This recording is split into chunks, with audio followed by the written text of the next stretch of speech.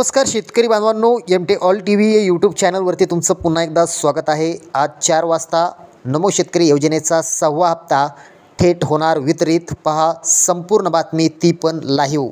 शेतकरी बांधवांनो, कालच लाडक्या बहिणीचा मार्चचा म्हणजेच 9वा हप्ता जमा झाला आणि शेतकरी वर्गात चर्चा सुरू झाली की नमोचा 6वा हप्ता कधी जमा होणार। मित्रांनो, अतिशय आनंदाची बातमी आहे, खास आपल्यासाठी आणलेली आहे, कारण थेट नमोच्या 6व्या हप्त्याचं वितरण आपण लाईव्ह पाहणार आहोत आणि हे लाईव्ह प्रथम आपल्या चॅनलवर तुम्हाला लगेच पाहायला मिळणार आहे।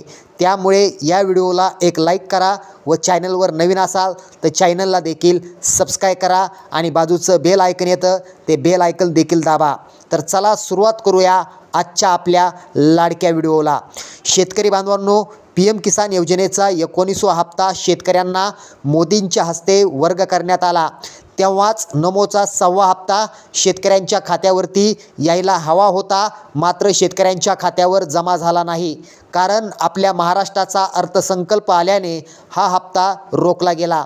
बघा शेतकरी बांधवांनो, मी फार महत्त्वाची माहिती सांगत आहे, व्हिडिओ लक्षपूर्वक बघा, कारण थोड्याच वेळात राज्याचे मुख्यमंत्री देवेंद्र फडणवीस यांच्या हस्ते नमोच्या 6व्या हप्त्याचं वितरण केलं जाणार आहे। ते लाईव्ह दृश्य प्रथम आपल्या चॅनलवर आपल्याला पाहायला मिळणार आहे। मित्रांनो, शेतकरी ओळखपत्र काढलं नसेल तर काढून घ्या, तसंच KYC, bank update, mobile update सर्व बरोबर आहे की नाही ते एकदा तपासून घ्या, कारण नमोच्या 5व्या हप्त्याला बरेचसे शेतकरी याच गोष्टीमुळं मुकले होते, म्हणजे त्यांना 5वा हप्ता जमा झाला नव्हता। तुम्हाला माहीतच असेल की राज्याचा अर्थसंकल्प जाहीर केला आहे। या अर्थसंकल्पात शेतकऱ्यांसाठी मोठमोठ्या घोषणा करण्यात आल्या। त्यातच राज्याचे उपमुख्यमंत्री अजित पवार यांनी नमोच्या 6व्या हप्त्याला मंजुरी दिली।